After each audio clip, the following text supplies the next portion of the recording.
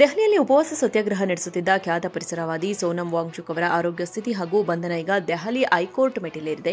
ಕಳೆದ 20 ದಿನಗಳಿಂದ ಜಂತರ್ ಮಂತರ್ನಲ್ಲಿ ಪರೀಕ್ಷಾ ಕ್ರಮಗಳ ವಿರುದ್ಧ ಉಪವಾಸ ಕೂತಿದ್ದ ವಾಂಗ್ಚುಕ್ ಅವರನ್ನು ಶನಿವಾರ ದೆಹಲಿ ಪೊಲೀಸರು ವಶಕ್ಕೆ ಪಡೆದು ಸಫ್ದರ್ಜಂಗ್ ಆಸ್ಪತ್ರೆಗೆ ದಾಖಲಿಸಿದ್ದರು. ಆದರೆ ಇದೀಗ ವಾಂಗ್ಚುಕ್ ಪತ್ನಿ ಗೀತಾಂಜಲಿ ಜೆ ಅಂಗ್ಮೋ ಅವರು ದೆಹಲಿ ಹೈಕೋರ್ಟ್ಗೆ ತುರ್ತು ಅರ್ಜಿಯನ್ನು ಸಲ್ಲಿಸಿದ್ದು ತಮ್ಮ ಪತಿಯ ಜೀವಕ್ಕೆ ಅಪಾಯವಿದೆ ಎಂದು ಗಂಭೀರ ಆರೋಪ ಮಾಡಿದ್ದಾರೆ. ಸರ್ಕಾರಿ ಆಸ್ಪತ್ರೆಯ ವರದಿಗಳ ಮೇಲೆ ನಮಗೆ ನಂಬಿಕೆ ಇಲ್ಲ ಎಂದಿರುವ ಗೀತಾಂಜಲಿ, ಆಸ್ಪತ್ರೆಯವರು ವಾಂಗ್ಚುಕ್ ದೇಹದಲ್ಲಿ ಪೊಟ್ಯಾಷಿಯಂ ಪ್ರಮಾಣ ಕೇವಲ 2.9ರಷ್ಟಿದೆ ಎಂದು ಹೆದರಿಸ್ತಾ ಇದ್ದಾರೆ.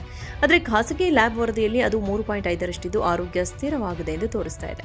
ಸರ್ಕಾರಿ ಆಸ್ಪತ್ರೆಯಲ್ಲಿ ಚಿಕಿತ್ಸೆಯ ನೆಪದಲ್ಲಿ ನನ್ನ ಪತಿಯ ಜೀವನದ ಜೊತೆ ಆಟವಾಡಲಾಗುತ್ತಿದೆ ಎಂದು ಅವರು ಆತಂಕ ಹೊರಹಾಕಿದ್ದಾರೆ.